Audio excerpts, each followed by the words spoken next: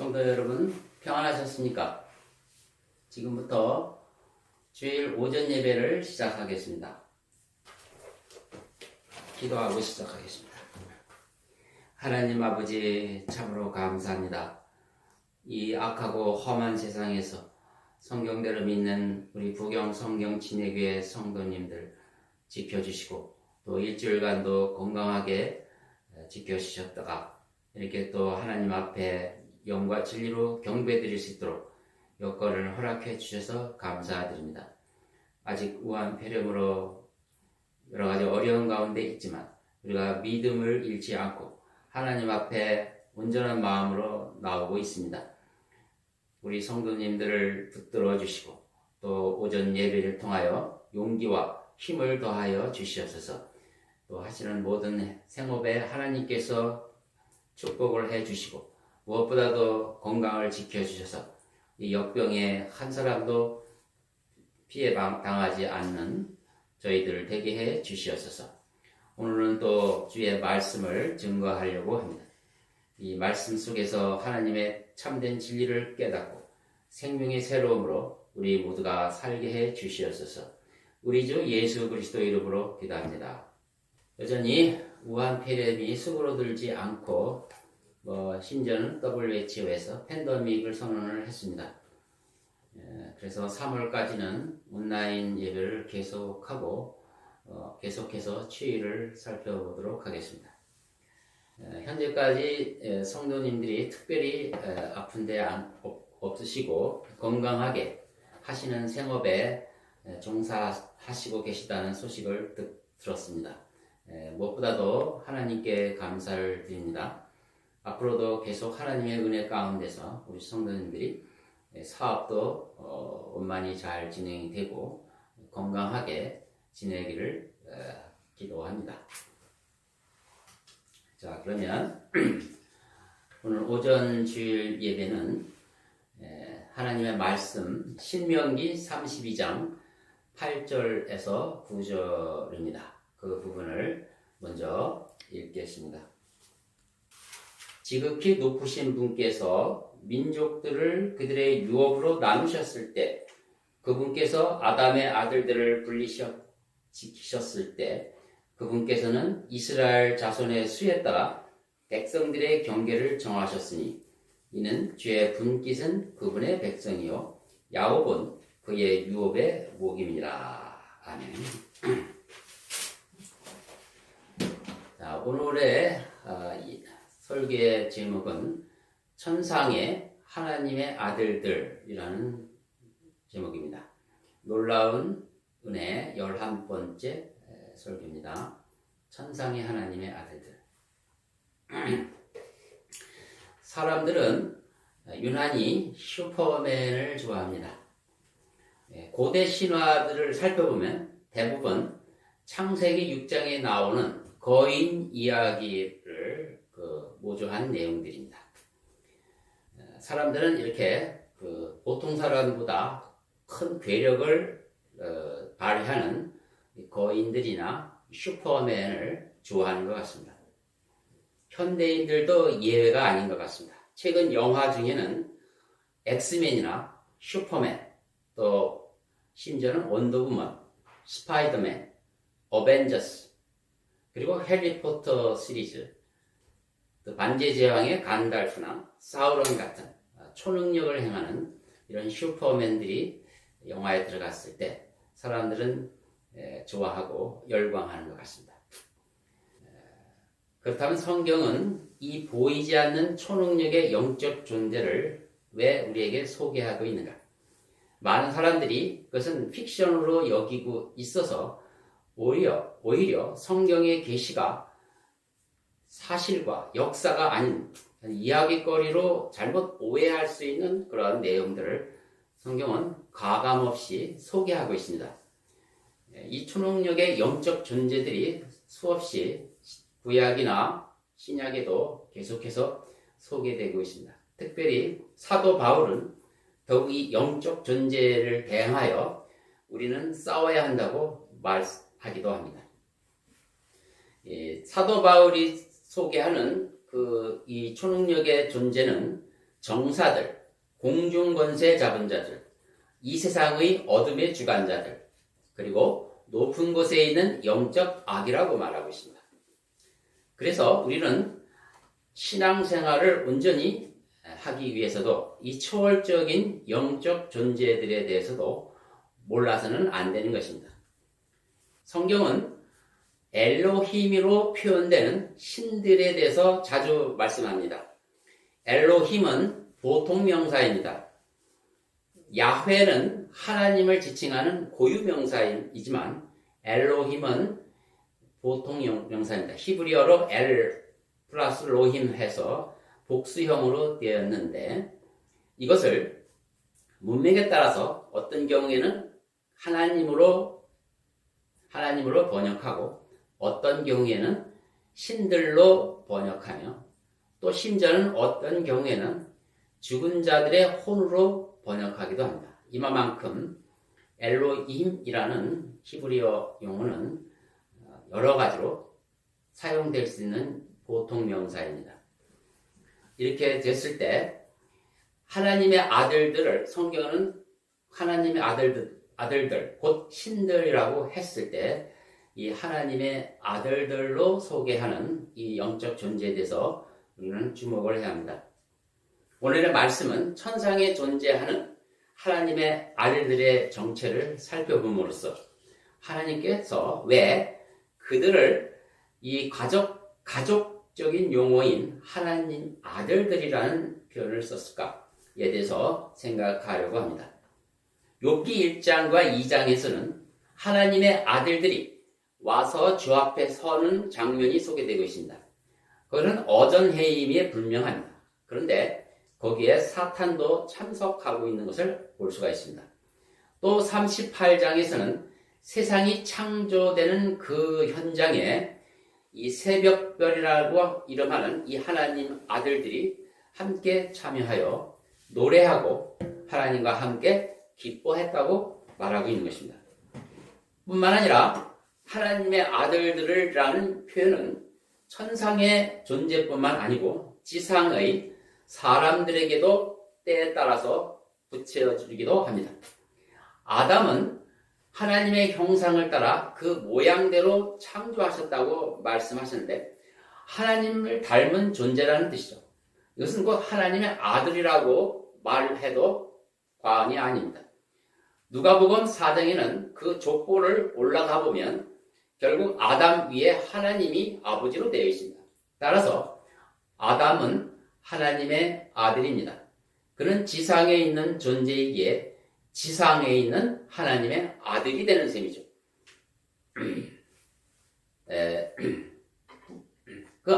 그리고 이스라엘 민족에 대해서도 하나님께서는 너는 살아계신 하나님의 아들들이라고 말씀하십니다. 호세아서 1장 10절에 그렇게 말씀하셨습니다. 뿐만 아니라 신약 성경에서도 이 하나님의 아들들이라는 용어가 계속되고 있습니다. 예수 그리스도를 영접한 그리스도인들을 향해서 하나님께서는 하나님의 아들들이 되는 권세를 가진 자라고 말씀하셨던 것입니다. 그렇다면 성경에 기록된 천상의 존재이든 지상의 존재이든 이렇게 어느 대상에 대해서 하나님의 아들들이라고 하는 이 독특한 표현은 영적으로 무슨 의미를 갖는지를 살피려고 하는 것입니다. 첫째로 하나님의 아들들이 갖는 의미는 하나님과 가족 관계를 갖는다는 뜻이 강하게 내포되어 있습니다. 가족은 주종 관계만 있는 것이 아닙니다.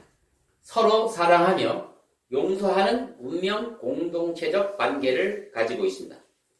쉽게 관계를 끊을 수 없는 희생과 아픔이 동반되는 사랑의 공동체인 것이죠. 그러므로 하나님께서 누군가에 대하여 내 아들이라고 표현하는 것은 굉장한 의미를 갖는 것입니다.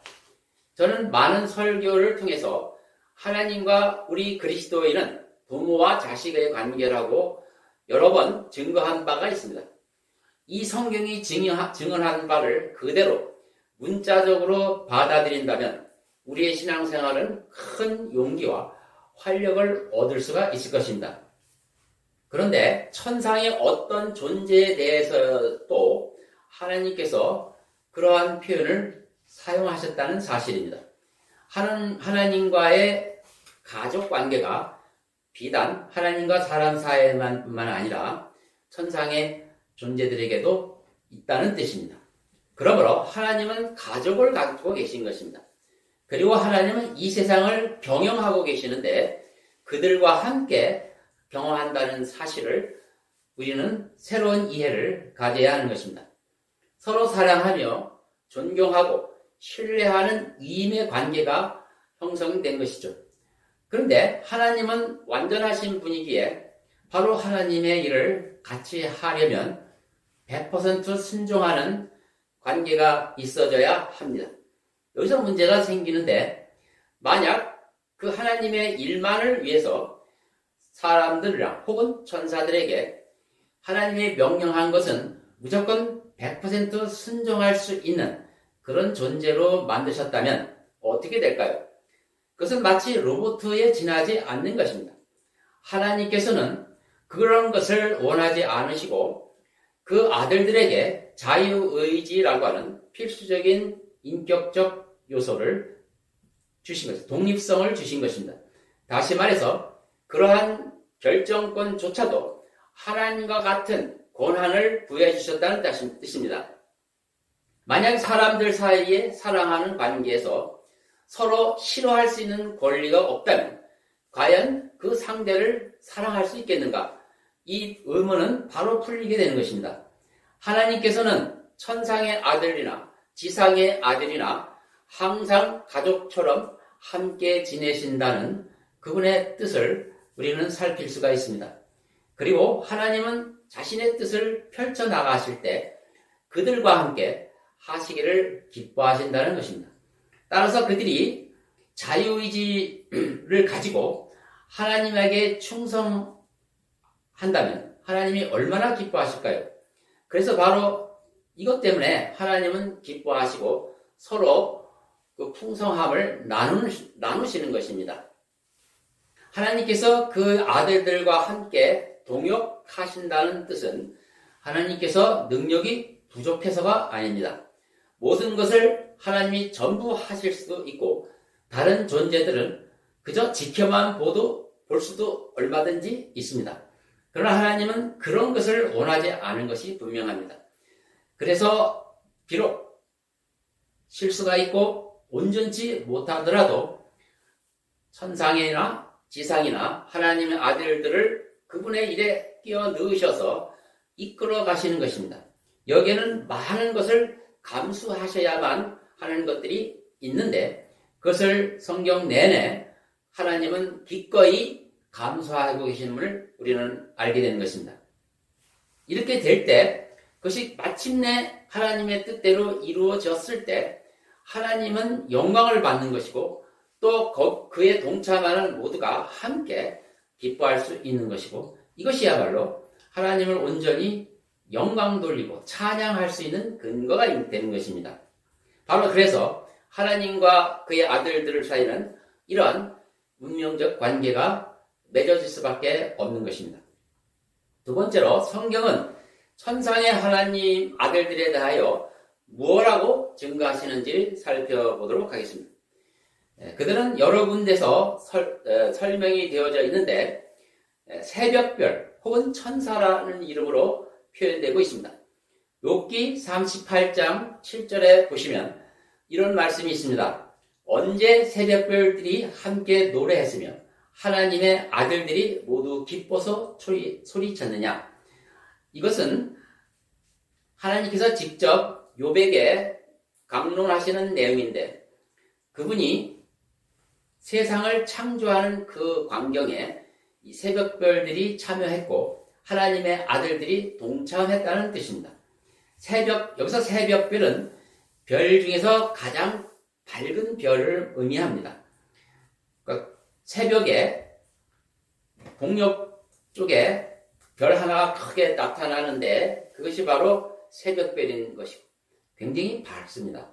그래서 이 하나님의 아들들을 새벽별이라는 호칭을 쓰신 것은 그들은 빛의 천사라는 뜻입니다. 하나님의 아들은 당연히 빛의 천사인 것이죠.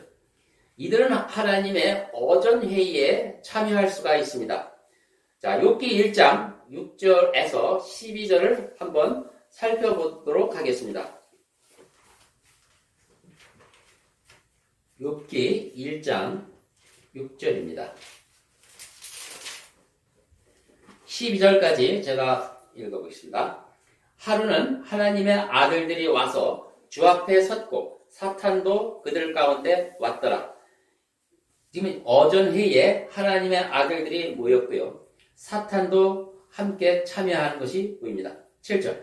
주께서 사탄에게 말씀하시기를 내가 어디서 왔느냐 하시니 사탄이 주께 대답하여 말씀드리기를 땅에서 여기저기 위아래로 두루 다니다 왔나이다 하니 하나님께서 사탄과 대화하는 모습이 보입니다. 8절을 보겠습니다. 주께서 사탄에게 말씀하시기를 너는 내 종 욥을 유의해 보았느냐? 세상에 그와 같은 사람은 아무도 없나니 그는 온전하고 정직한 사람으로 하나님을 두려워하고 악을 피하는 자니라 하시니라. 하나님께서 사탄에게 지상에 있는 욥을 소개하고 계십니다. 9절에 그때 사탄이 주께 대답하여 말씀드리기를 욥이 아무런 이유 없이 하나님을 두려워하리까? 주께서 그와 그의 집과 그가 소유한 모든 것에 사면으로 장벽을 두르심이 아니니까? 주께서는 그가 손으로 하는 일에 복 주셨고 그의 재산이 그 땅에서 늘어나게 하셨나이다.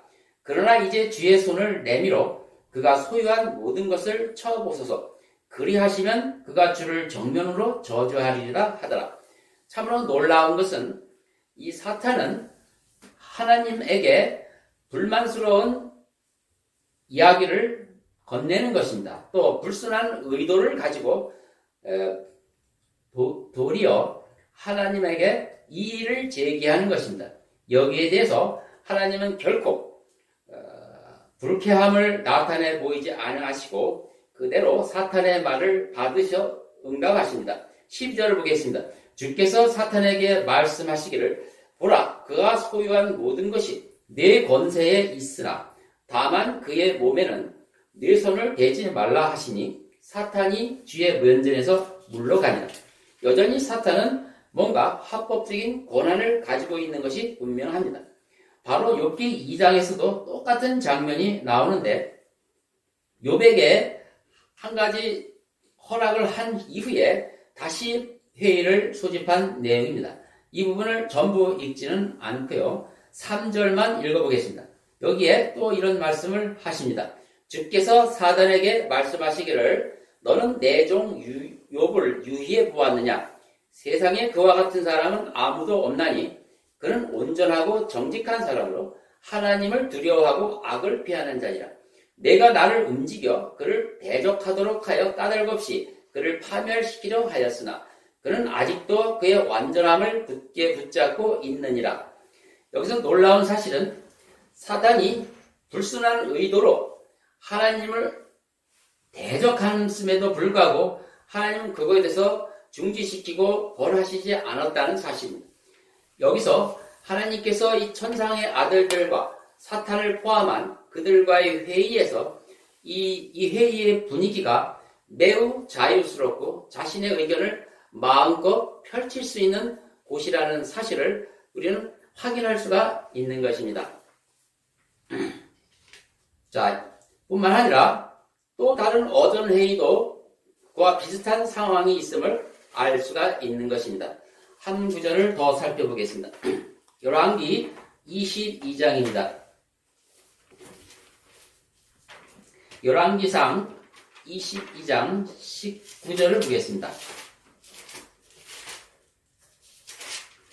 이 성경 구절은 아합의 거의 죽을 때가 되었을 때 미카야라는 선지자가 어떤 환상을 보고 증언하는 내용입니다. 열왕기상 22장 19절을 보겠습니다. 미카야가 말하기를 그러므로 왕은 주의 말씀을 들으소서. 내가 보니 주께서 그의 보좌에 앉아 계시고 하늘의 모든 군대가 그의 오른편과 왼편에 서 있는데, 이것은 미카야 선지자가 하늘의 환상을 보고 그대로 아합 왕에게 고하는 내용입니다.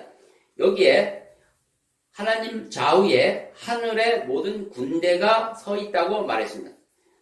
전에는 하나님의 아들들이 서 있다고 기록이 되어 있는데, 여기서는 하늘의 모든 군대가 그의 오른편에 서 있다고 말합니다. 또 성경의 다른 곳에는 하늘의 군상들이 존재한다고 말하고 있습니다. 또 시편 82편에는 용사들의 회중에 하나님이 거하신다고 하고 있습니다. 회중이라고 하는 것은 회의 장소를 말합니다.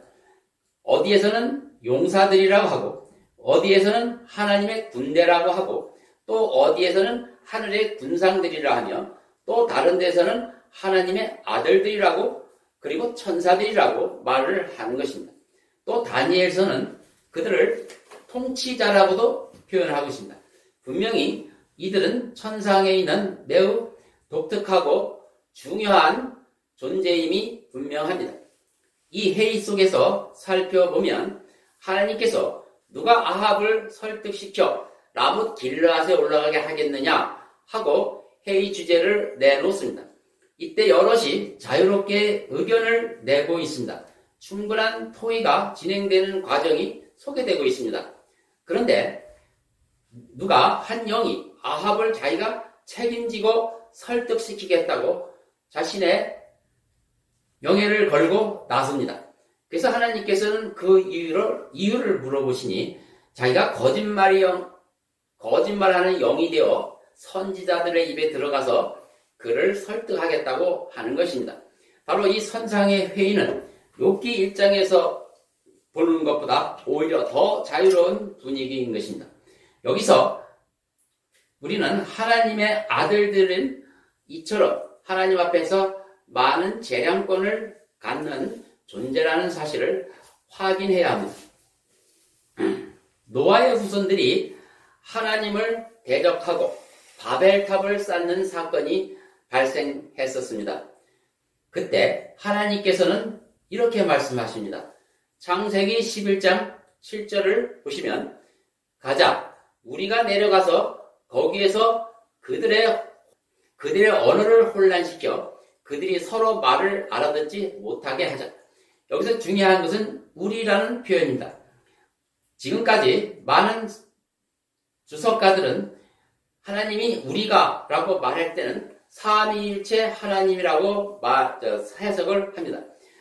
물론 거기는 특별한 타당성은 있지만, 여기서 우리라는 표현이 하나님과 그를 보좌하는 하늘의 하나님의 아들들을 포함시킬 수도 있습니다.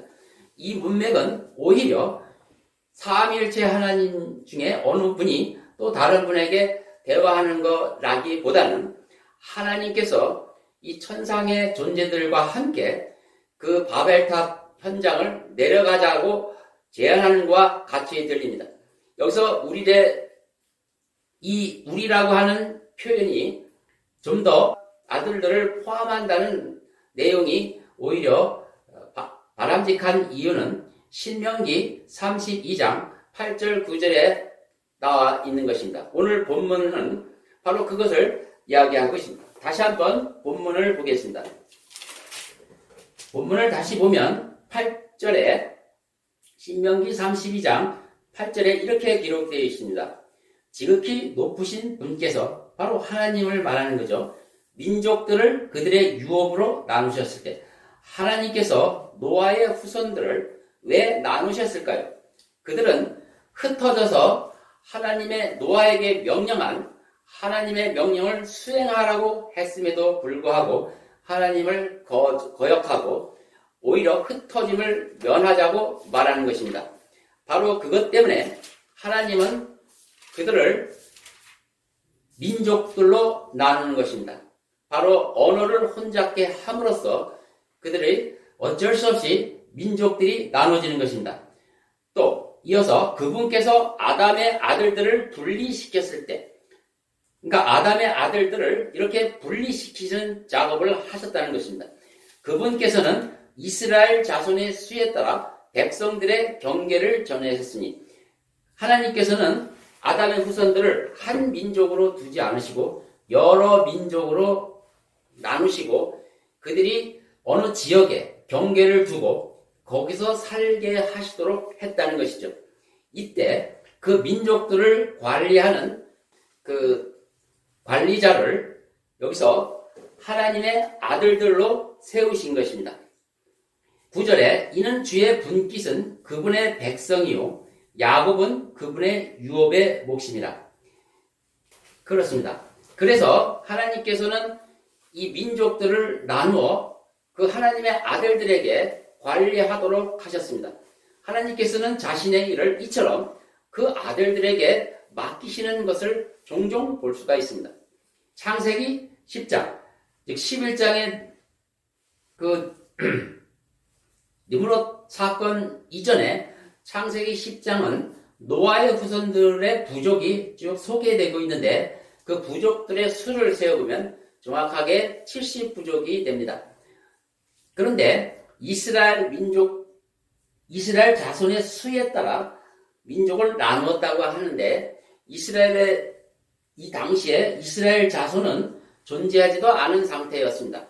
아브라함이 아직 부름을 받지 않은 상태이니까 이스라엘은 존재하지 않았지만 하나님의 계획 속에서는 이미 이스라엘의 대표자가 몇 명이라는 것을 계획을 갖고 계셨던 것입니다. 모세 때 광야교회에서 모세의 장인 이드로가 이스라엘 장로를 세우라고 충고를 했을 때 모세는 이스라엘 민족 중에 장로들을 70명을 세운 것을 보게 됩니다.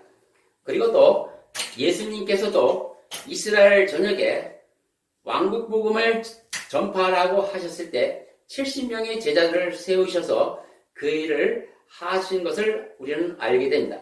바로 이 세 가지 성경 구절을 살펴봤을 때 이스라엘의 숫자란 70명이 아니겠는가 이렇게 추정할 수가 있습니다. 하여튼 하나님께서는 천상의 아들들이 나라들을 이렇게 나누어 관리하는 일을 하게 된 것입니다. 또 이들은 에녹서에서는 순찰자라는 이름으로 소개되고 있습니다. 에녹서는 성경만큼 영감으로 기록된 문서는 아니지만 예수님 당시에 베드로나 유다 사도가 에녹서에 소개된 내용을 그의 서신에 인용한 것으로 봐서 이것은 분명히 신뢰성 있는 문서임을 우리는 입증할 수 있습니다. 이와 에녹서와 동일한 수준의 신뢰성 있는 고대 문서로서 야셀책이 또 들 수가 있습니다. 바로 여기에서 에녹스에서 이 나라를 지키고 관리할 수 있는 천상의 아들들을 순찰자라는 이름으로 소개하고 있는 것입니다. 자, 이렇게 해서 하나님께서는 불순종하여 하나님으로부터 멀어지는 민족들을 이렇게 천상의 아들들을 동원하여 맡기심으로써 하나님이 관리하셨다는 사실을 알게 됩니다. 바로 왜 하나님께서 이렇게 하셨는가는 신약성경 사도행전 17장에 나오게 됩니다. 사도행전 17장 26절에 이런 말씀이 있습니다. 하나님께서는 인류의 모든 족속을 한 피로 만드시어 온 지면에 살게 하시고, 우리 한번 중요한 말씀이니까 찾아봅시다. 사도행전 17장 26절입니다. 다시 읽겠습니다. 또 하나님께서는 인류의 모든 족속을 한 피로 만드시어 온 지면에 살게 하시고 미리 계획하신 시기와 그들의 거주하는 경계를 정하셨으니 27절 이는 주를 찾게 하려 하리라. 바로 하나님께서 민족들로 나누어 이렇게 경계를 정해서 그 안에서 살도록 하신 목적은 다른 것이 아니고 그 불순종하고 하나님을 떠나는 민족들을 다시 주로 찾게 하기 위함이라고 말하는 것입니다. 사람들이 하나님을 감지하려 하면 만나려니 그분은 우리 각 사람에게서 멀리 떨어져 계시지 아니하도다. 하나님께서 이렇게 하나님을 만나려면 지구 반대편에 가는 것이 아니고 그 민족의 수호신한테 가면은 얼마든지 하나님을 만날 수 있도록 이렇게 조처를 해주셨다는 뜻입니다. 자, 이런 것을 봤을 때 하나님은 이 중요한 일을 천상의 하나님 아들들에게 맡기셨다는 것을 볼 수가 있는 것입니다. 같은 무렵, 즉 니브롯이 그 세상을 지배했던 그 시대에 하나님께서는 독특한 일을 또 하나 하셨습니다. 그것은 민족들 중에서 가장 미약한 부족을 한 부족을 택한 것입니다. 아브라함이라는 족장을 따로 부르신 것입니다. 하나님께서 아브라함을 부르신 목적은 하나님이 직접 다루시는 한 민족을 이루기를 원하셨던 것입니다. 하나님이 이 민족은 직접 관리하시겠다는 뜻입니다. 그래서 아브라함의 후손, 이삭의 후손, 야곱의 후손들인 이 이스라엘 민족들은 하나님의 특별한 존재이며 그들을 하나님의 아들들이라고 말하는 것입니다. 호세아서 1장 10절에 이런 말씀이 있습니다. 그러나 이스라엘 자손의 수가 바다의 모래같이 되어서 측정할 수도 없고 셀 수도 없게 되리라. 전에 그들에게 말하기를 너희는 내 백성이 아니라 했던 그곳에서 그들이 너희는 살아계신 하나님의 아들들이라고 불리리라. 그렇습니다. 하나님께서는 끊임없이 아담의 후손들을 그분에게 나오고 순종하는 자들을 살피셔서 끊임없이 그들을 하나님의 아들들로 세워주십니다. 다시 말해서 하나님이 자신의 가족으로 세우신다는 뜻입니다. 그리고 이 독특한 백성에 대해서 하나님께서는 특별히 하늘의 군대 대장인 미가엘을 또 붙여주십니다. 이 미가엘은 누구냐 하면 바로 이가 하늘의 군상들이며 또 하나님의 아들들이며 또 하나님의 군대 대장입니다. 다니엘서 10장에 보면 각 나라마다 그 영적인 통치자가 있는데 페르시아 왕국의 통치자가 등장하고 또 최고의 통치자 중에 하나인 미카엘이 등장합니다. 그리고 또 그리스의 통치자가 또 등장합니다. 이 다니엘서 10장에서 이 통치자가 등장하는 그 배경은 먼저 가브엘이라는 천사가 다니엘에게 기도 제목을 가지고 내려오다가 바로 페르시아 왕국의 통치자에 의해서 방해를 받았다는 내용입니다. 이때 이스라엘의 통치자인 미카엘이 그것을 풀어줘서 겨우 왔다고 말하는 것입니다. 내가 이제 가면 또다시 그리스 통치자가 올 것이라고 말하는 것입니다.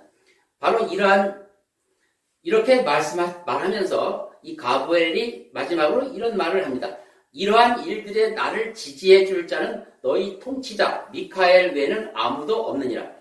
바로 다니엘 10장의 사건은 이미 이스라엘이 하나님을 배신하고 이미 바벨론의 포로가 된 이후의 이야기입니다. 그동안 무슨 일이 일어났을까요? 하나님께서 창세기 11장에 민족들에게 잘 관리하라고 맡긴 이러한 하늘의 군상들, 이 하나님의 아들들이 자신의 임무를 수행하지 않고 오히려 그 민족들 위에 군림을 하고 그들로부터 경배를 받음으로 하나님으로부터 타락을 했던 것입니다. 바로 이러한 사건들은 그 시간이 지나면서 계속 이어졌던 것입니다. 우리는 지금 노아 홍수 이전부터 하나님의 아들들이 하나님께서 이렇게 배려를 하고 했음에도 불구하고 계속해서 하나님을 대적하는 사건들을 보게 됩니다. 제일 먼저 볼 수 있는 것은 창세기 6장 하나님의 아들들이 역시 아담의 후손들을 관리하라고 순찰자의 임무를 부여줬음에도 불구하고 그들이 자기 위치를 떠나 하나님께서 원치도 않는 일을 자행함으로써 시작되었던 것입니다. 그들은 물론 자유의지를 가지고 하나님을 거역하는 데 사용했던 것입니다. 바로 이거에 대해서는 하나님의 보응이 따르는 것입니다. 뿐만 아니라 지금 바벨탑 사건 이후에 또 세워준 이들의 하나님의 아들들도 동일한 타락을 하여서 이제 이스라엘 민족, 하나님이 직접 관리하시는 하나님의 백성, 제사장 나라를 다른 이방 민족도 그들이 이 사실을 안다면 도와주고 협력해야 함에도 불구하고 오히려 이방 민족 신들이 그것을 방해하고 있다는 사실로 봤을 때 이들은 이미 하나님을 거역하고 하나님을 대적한다는 증거가 분명히 보여주는 것입니다. 이제 성경 본문 신명기 32장을 다시 돌아와서 살펴보도록 하겠습니다. 이번에는 신명기 32장 9절로 11절을 읽어보겠습니다. 여기에 이후에 이 신명기는 모세가 앞으로 있을 일을 미리 내다보고 설명한 내용인데 이미 여기에 이스라엘의 타락이 나와 있고 나중에 다시 하나님이 용서한다는 내용이 나와 있으며 또한 여기에 그 하나님의 원수들 즉 천상의 아들들이 하나님을 대적한 그들을 하나님이 용서하지 않겠다는 내용이 동시에 나와 있는 것입니다. 9절을 보시면 10절을 보시면 주께서 그를 사막과 황폐하고 삭막한 광에서 발견하셔서 그를 인도하시고 그를 가르치셔서 그분께서 그를 자기의 눈동자는 지키셨도다. 마치 독수리 한 마리가 죄 보금자리를 휘젓고 자기 새끼들 위에 날개를 퍼덕이며 그 날개를 펴서 새끼들을 받아 자기 날개 위에 새끼들을 엎는 것 같이 주께서 홀로 그를 인도하셨으니 그와 함께한 이방신이 없었도다. 하나님께서 이스라엘 민족을 독수리 새끼를 보살피듯이 이렇게 인도하셨는데 마땅히 그것을 도와줘야 할 이방신들은 함께하지 않았다는 것을 분명히 말하고 있는 것이다. 이미 이 천상의 아들들은 하나님을 떠나고 있는 것입니다. 이게 분명히 성경에 나와 있습니다.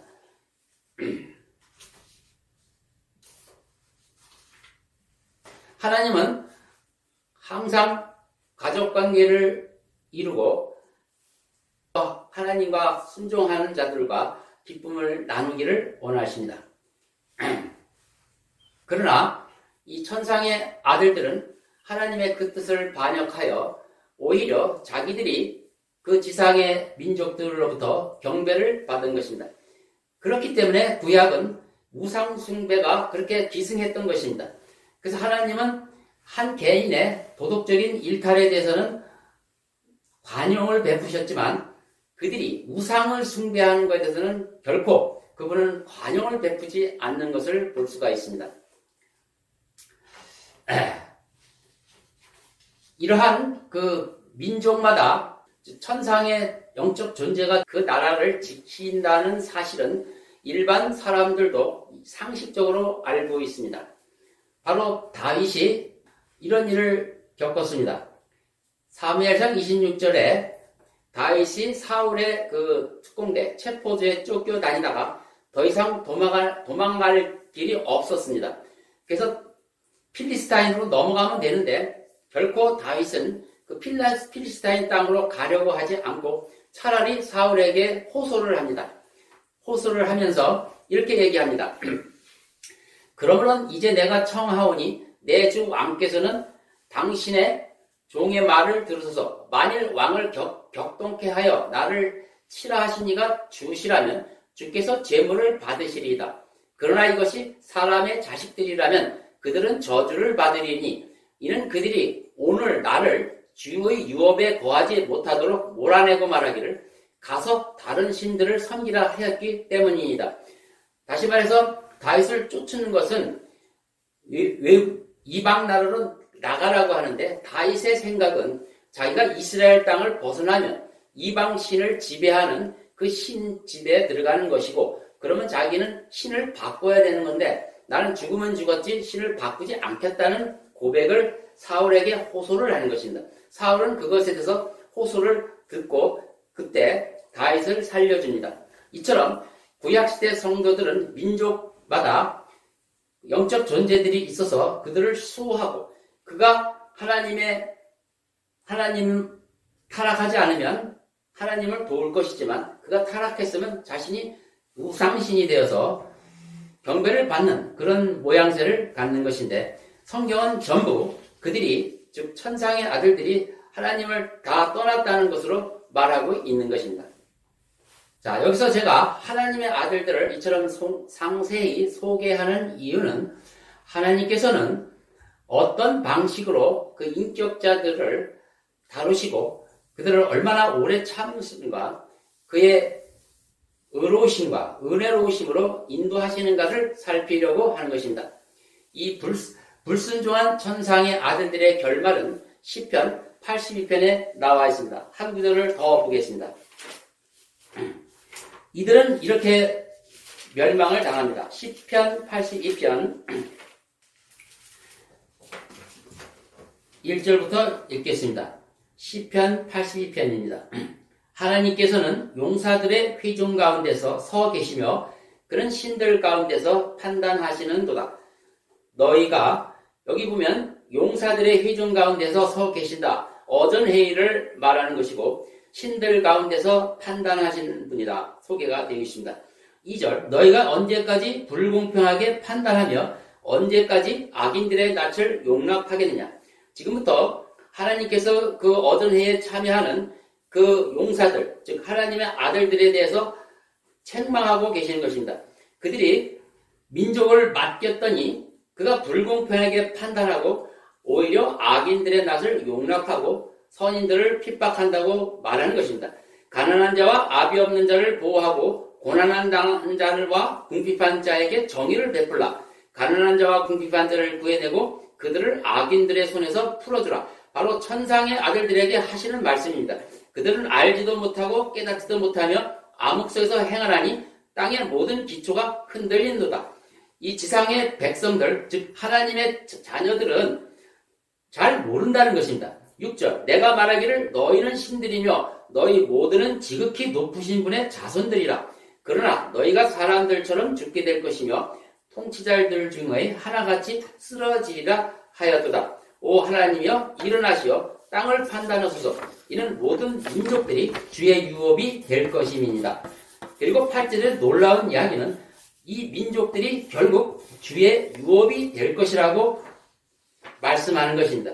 하나님께서 기본적으로 하나님의 천상의 아들들을 민족들을 맡기신 목적은 그들을 어찌하든지 자신의 가족으로 이방들을 자신의 가족으로 삼고자 했던 것인데 그것에서 그들이 자기 사명을 다하지 못함으로 그는 진노하셨던 것입니다. 결국은 하나님의 결심이 민족들을 주의 유업으로 삼을 것이라고 말하는 것입니다. 이제 결론을 말씀드리겠습니다. 천상의 하나님의 아들들은 어전회의에 참석하여 그들의 자유로운 의견을 내기도 하며 반대 의견도 낼 수 있는 그 고난을 갖는 것입니다. 이 하나님께서 그의 아들들에게 가족같이 대하신다는 사실에서 우리는 영적인 긴장을 풀어야 하는 것이 아니고 도리어 영적 긴장을 더해야 합니다. 왜냐하면 하나님은 사랑과 자비가 무한하신 분이지만 그만큼 질투하는 하나님이시라는 사실을 잊어서는 안 되는 것입니다. 이것이 사랑과의 관계를 갖는 두 관계가 반드시 조심해야 될 일입니다. 이것이 바로 하나님을 두려워해야 할 이유인 것입니다. 하나님의 사랑을 무시하는 자들에 대해서는 하나님께서는 반드시 보응하십니다. 한두 가지 실수와 잘못의 문제가 아닙니다. 그 사람의 마음의 중심이 하나님의 사랑에 대한 자세가 어떠하냐가 매우 중요한 것입니다. 하나님께서는 기본적으로 사람을 지으실 때 자신의 형상을 따라 그 모습대로 지으셨습니다. 이것은 사람을 하나님의 아들들로 지으신 것입니다. 그분이 천상이나 지상이나 하나님 아들로 지으신 목적은 하나님께서 그들을 가족같이 품으시기 원하기 때문인 것입니다. 정말 오늘도 변함없이 하나님께서 원하시는 것은 오직 하나입니다. 하나님은 여러분의 어떤 일을 원하는 것이 아니고 하나님은 여러분 자체를 원하십니다. 왜냐하면 본래 하나님께서는 여러분 하나님의 형상대로 여러분을 지으셨기 때문입니다. 여러분이 하나님의 가족의 일원으로 들어오는 것을 언제나 원하십니다. 그리고 함께 하나님의 뜻을 이루어 나가기를 원하십니다.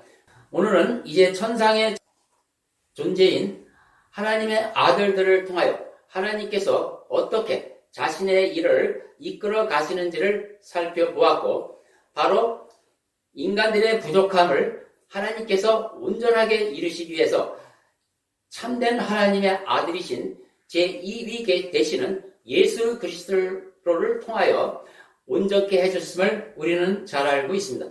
예수 그리스도가 십자가와 부활을 통하여 온전히 이기셔서 죄인된 우리들을 거듭나게 하시고 거룩하게 하셨습니다. 뿐만 아니라 이 민족들과 지상의 하나님 아들들을 잘 관리해야 할 하늘에 있는 영들, 권세자들, 정사들을 하나님께서 심판하시고 그의 모든 권세를 벗기셨습니다. 그리고 그 자리에 하나님께서 만왕의 왕의 자리로 계시고 예수 그리스도를 믿는 그리스도인들에게 바로 그들이 가지고 있는 지위를 대신하게 하셨습니다. 바로 이것이 그리스도인이 갖는 정체성인 것입니다. 하나님은 우리 그리스도인에게 이처럼 그분의 가장 중요한 경륜의 중요한 부분을 맡기시고 어전회의에도 참여케 하시고 앞으로 전개될 영원한 시대에 함께 동역하기를 바라십니다. 그러므로 우리가 해야 할 일은 이제 바로 이 복된 신분을 주위 사람들에게 전하여 많은 사람들이 하나님의 가족으로 변화시키는 일에 열심을 내야 하는 것입니다. 이상으로 하나님의 말씀을 마치겠습니다. 하나님 아버지 참으로 감사합니다. 오늘은 천상의 하나님의 아들들을 살펴보았습니다. 그들이 아들이라는 표현을 받은 것은 하나님의 성품이며 하나님의 일하심을 우리는 알았습니다. 이제 하나님의 아들들로서 권세를 받은 그리스도인으로서 우리가 해야 할 일이 무엇이고 우리가 조심해야 할 일이 무엇인지 알았습니다.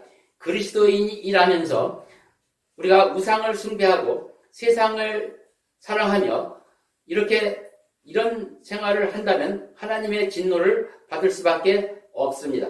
우리는 더욱 하나님의 주신 이 큰 은혜를 감사히 여기며 하나님께 충성하는 저희들 되게 해 주시옵소서. 예수 그리스도 이름으로 기도합니다. 아멘. 마치겠습니다.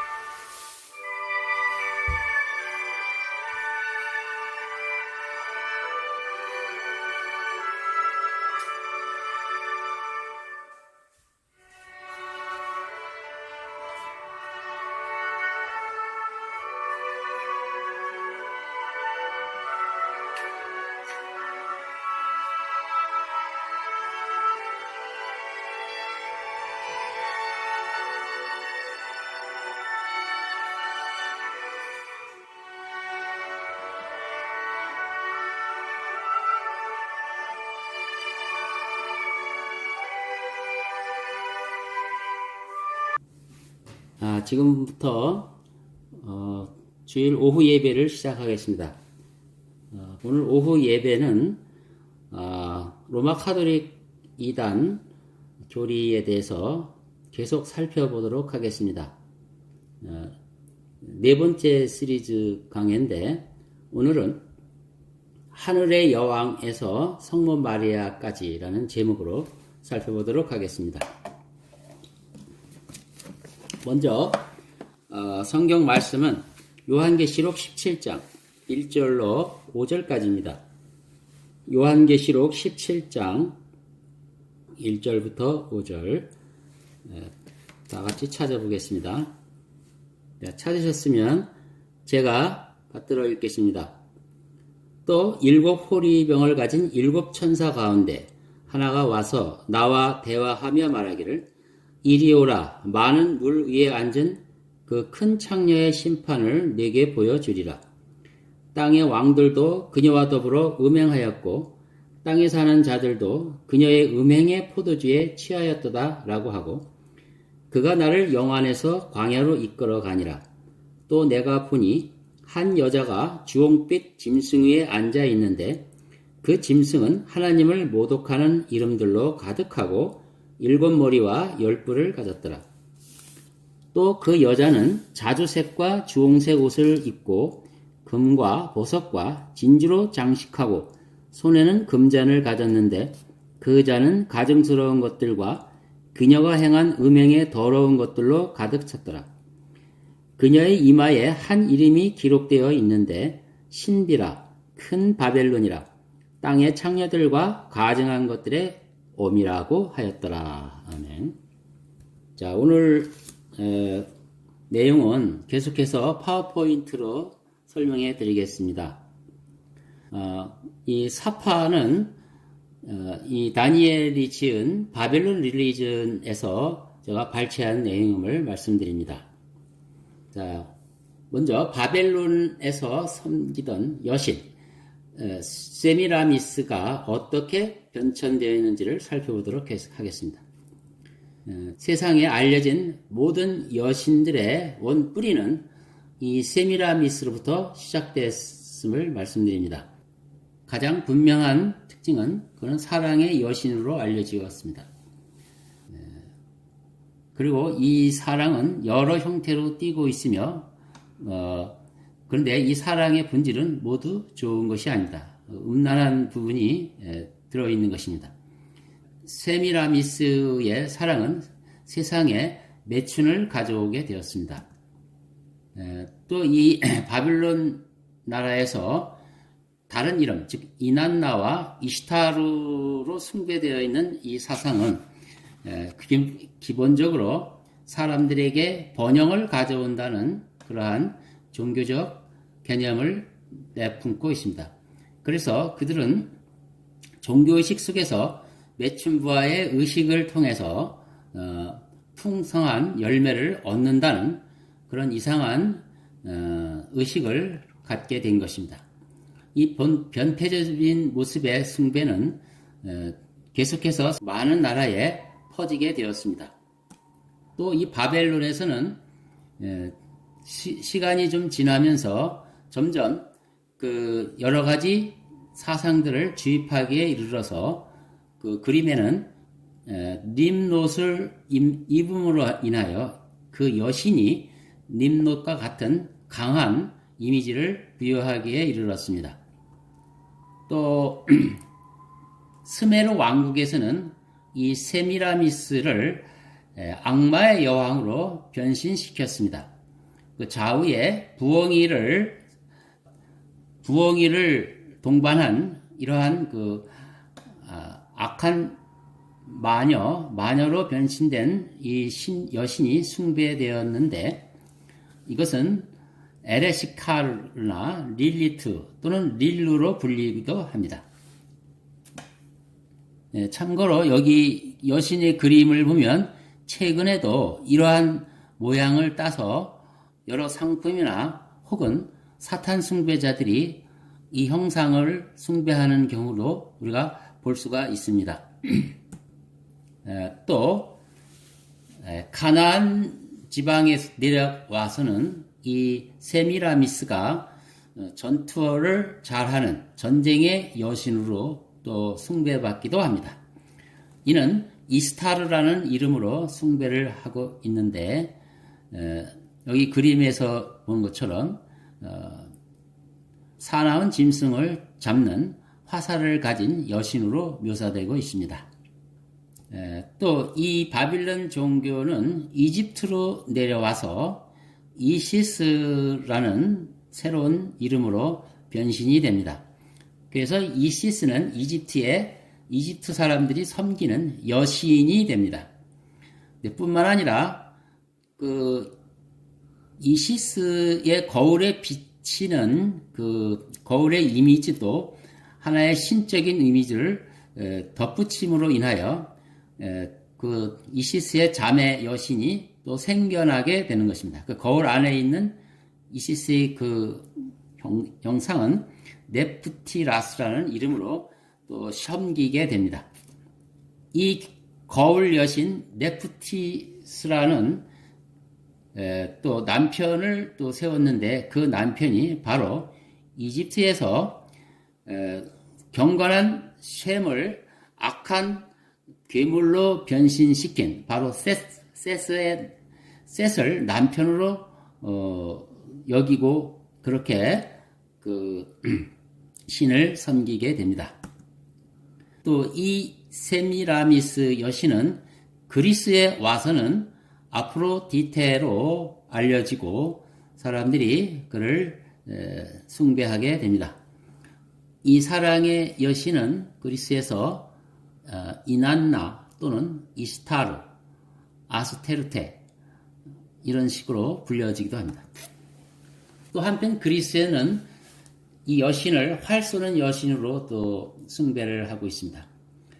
아테나, 미네르바, 아르테미스 이렇게 불려지기도 하고 또 그리스의 한 지방인 에페소에서는 다이아나로 불리기도 합니다.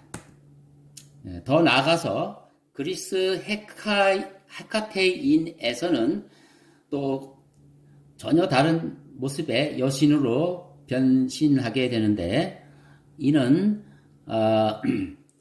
죽음의 영역, 그러니까 지옥을 가는 문을 지키는 신으로 또 묘사되기도 합니다. 그리고 마술을 행하는 마녀로 또 불려지기도 합니다.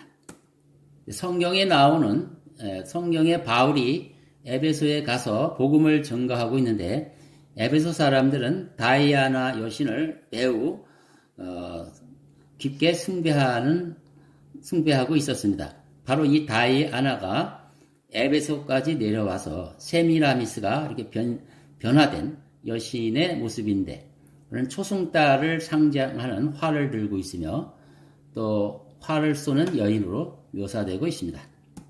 자, 이렇게 해서 고대 바빌론 종교인 거기서 여신으로 숭배받던 그 음녀인 세미라미스가 시간이 흐르면서 여러 나라의 다양한 모습으로 변신되어 있는 사실을 알 수가 있습니다. 세월이 흘러서 신약 시대까지 내려오는데 이 사탄은 고대 종교에서 이런 종교를 통해서 많은 재미를 보았는데 이제 신약 시대에 와서는 이들을 하나의 종교로 통합하려는 계략을 꾸미게 됩니다. 그래서 지금 온 그 나라에 퍼져 있는 여신이 결국 뿌리는 세미라미스 하나이기 때문에 이것을 어떻게 하면 통합할까 하는 구상을 하게 되었습니다.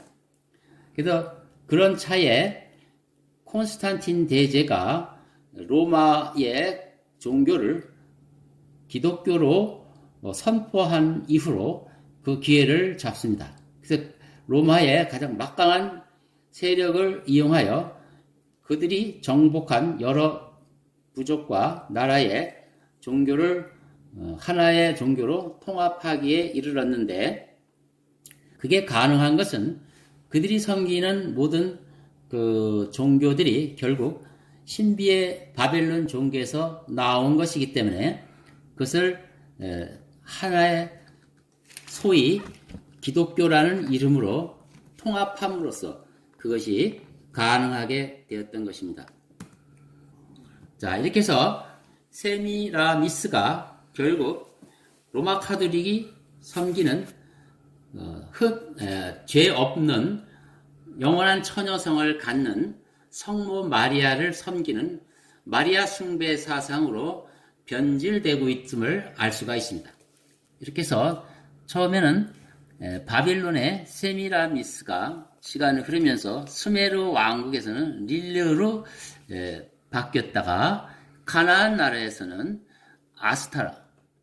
아세라 또는 아스타로스로 바뀌게 됩니다. 또 계속해서 가나안에서는 아스타르테로 바뀌게 되고 이것이 이집트로 내려와서는 이시스, 헤롯로 바뀌게 됩니다. 그리고 그리스로 와서는 활 쏘는 여신으로 아테나 또는 아데미스로 바뀌게 되고요. 그리고 에베소서에서는 다이아나로 바뀝니다.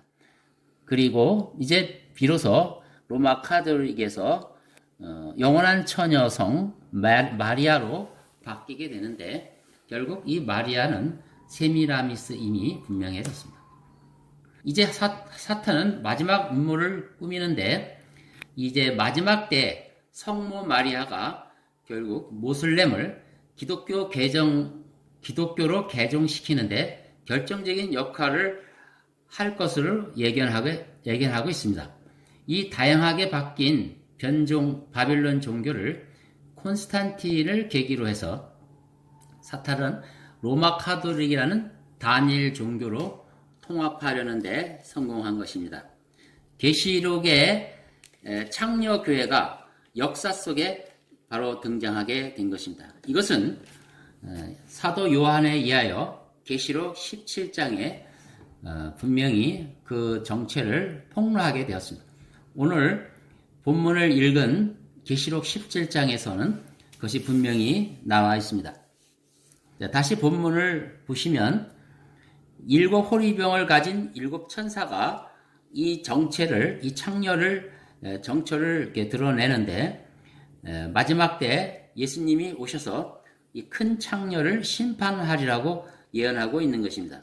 2절에 보면 땅의 많은 왕들이 그녀와 더불어 음행하였다고 하는데 지금까지 고대 바벨론에서부터 마지막 시대, 주님이 오실 그날까지 이 땅의 민족들과 이 카톨릭은 서로 짝을 이루어 음행을 하였음이 분명히 증거하고 있는 것입니다.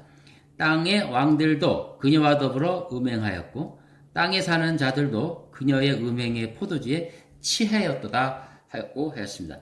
그 포도주는 로마 카톨릭이 매주 드리는 미사, 그 주님의 피가 직접 그 포도주가 주님의 피로 바뀐다는 것과 그 과자가 주님의 살로 바뀐다는 그 흑마술을 행하는 것을 의미하는 것인데 바로 그런 것을 행함으로써 그들은 이런 더러운 종교에 취하였다고 성경은 고발하고 있는 것입니다. 3절에 그가 나를 영원에서 광야로 이끌어 가니라. 또 내가 보니 한 여자가 주홍빛 짐승 위에 앉아 있는데 그 짐승은 하나님을 모독하는 이름들로 가득하고 7머리와 10뿔을 가졌더라.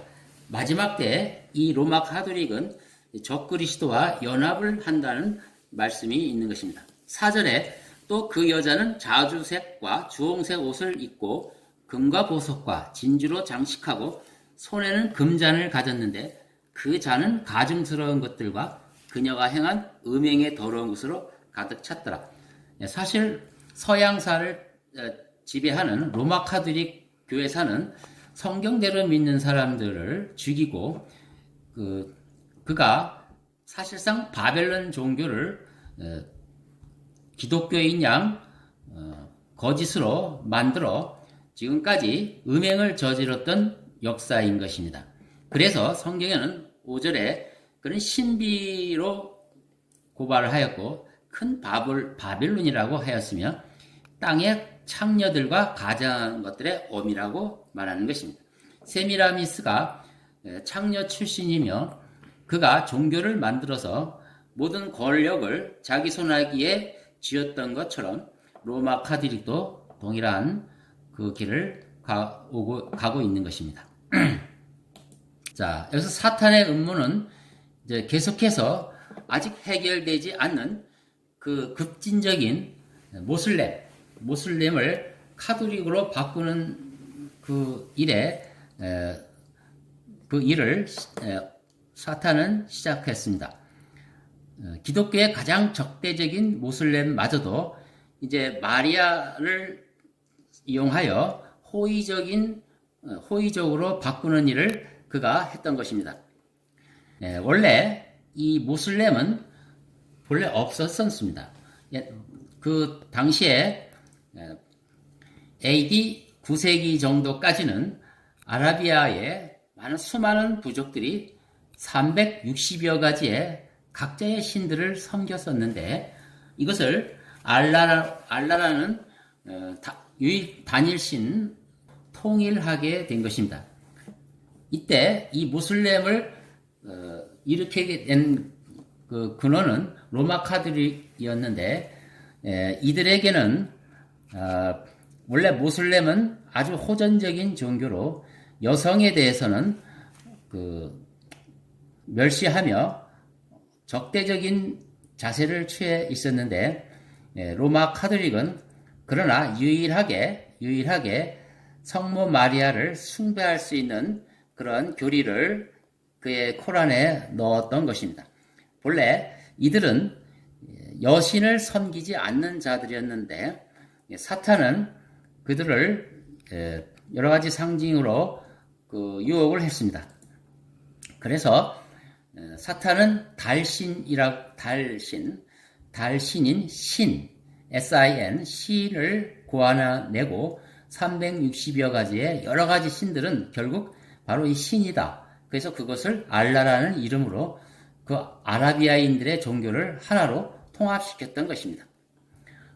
이때 알라의 제1선지자로서 모하메드가 등장하게 되는데 그 모하메드는 코란이라고 하는 알라의 계시로 코란을 기록했습니다.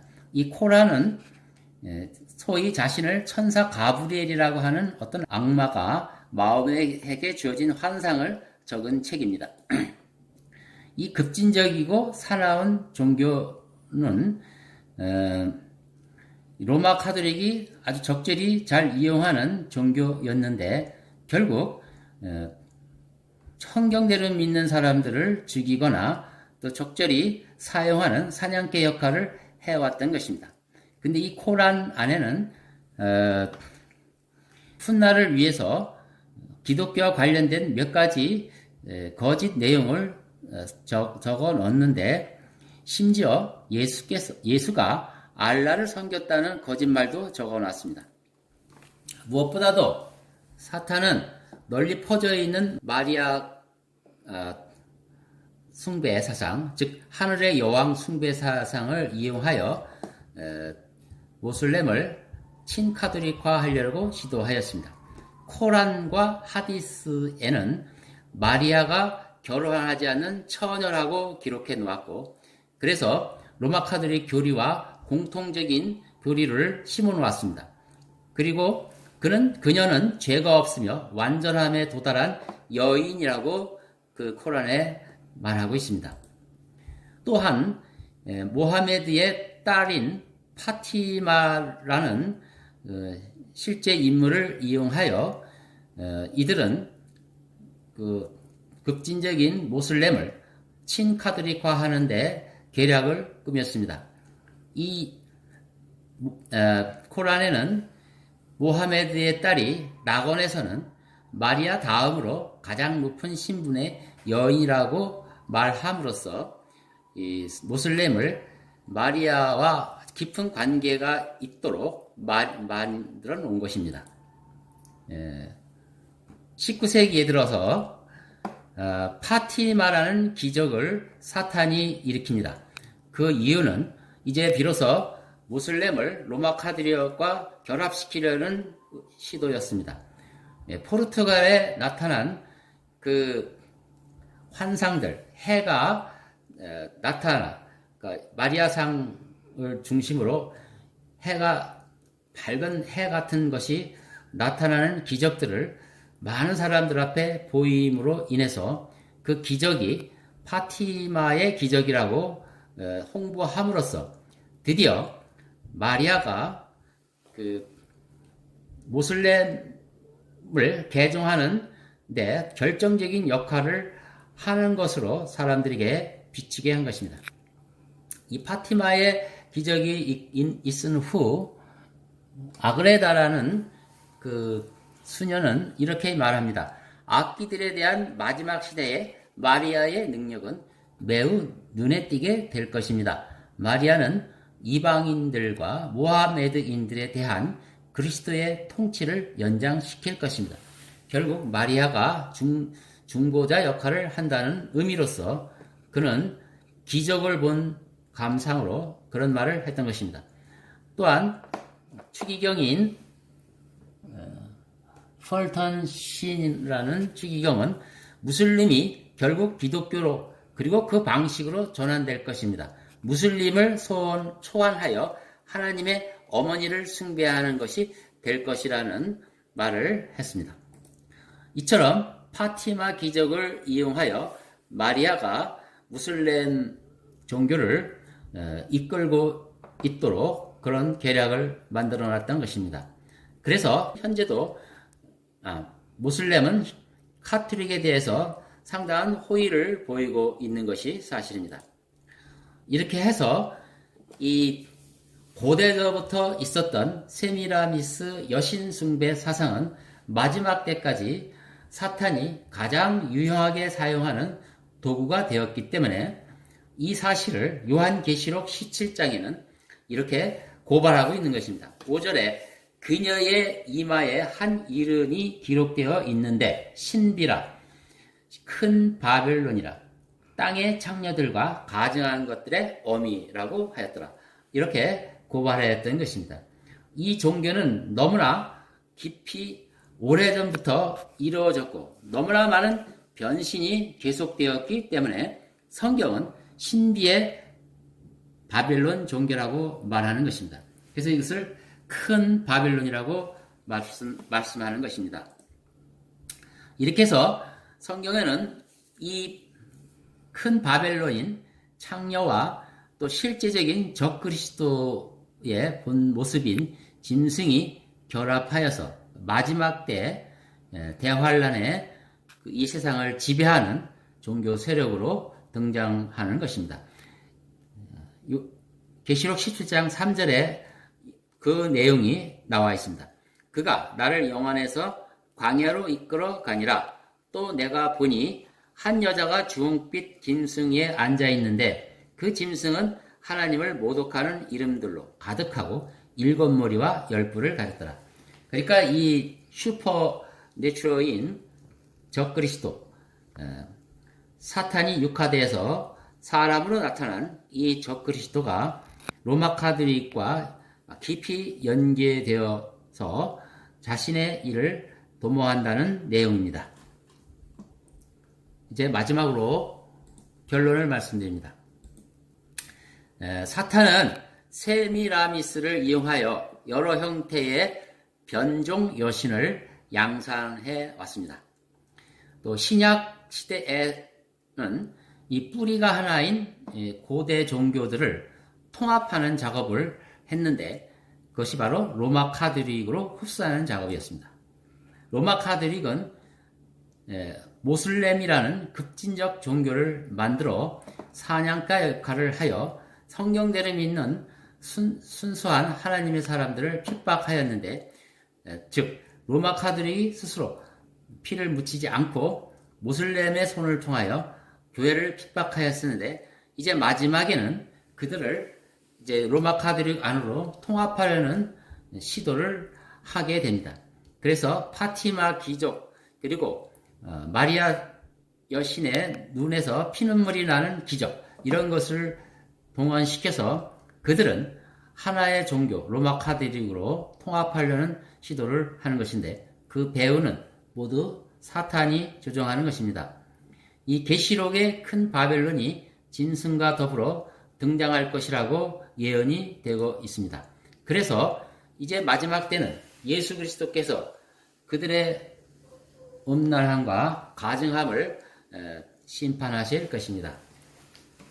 이상으로 오늘은 하늘의 여왕 세미라미스가 이제 마지막 때 성모 마리아로 변신하여 사람들을 미혹하는 그 내용들을 살펴보았습니다. 지금까지 모든 내용들은 수많은 종교 관련 서적과 그 자료를 근거로 해서 드리는 말씀이며 또 그 무엇보다도 우리가 믿어야 하는 요한계시록 하나님의 말씀에 분명히 로마 카톨릭이 신비이며 창녀이며 큰 바벨론이라는 그 경고를 우리는 분명히 보고 있는 것입니다. 따라서 지금 오늘을 사는 모든 성도들이 주위의 카톨릭 신자들에게 이 사실을 알려서 성경대로 믿는 사람들로 이끌어 와야 될 것입니다. 이상으로 오늘 오후 예배를 마치겠습니다. 여러분, 이제 수고 많으셨습니다. 이렇게 가정에서 컴퓨터로 설교를 들으려 하니 얼마나 수고가 많으시겠습니까? 조금만 참으시고 기다리시기 바랍니다. 그러면 일주일간 하나님이 함께 하시고 건강한 일주일이 되기를 바랍니다. 감사합니다.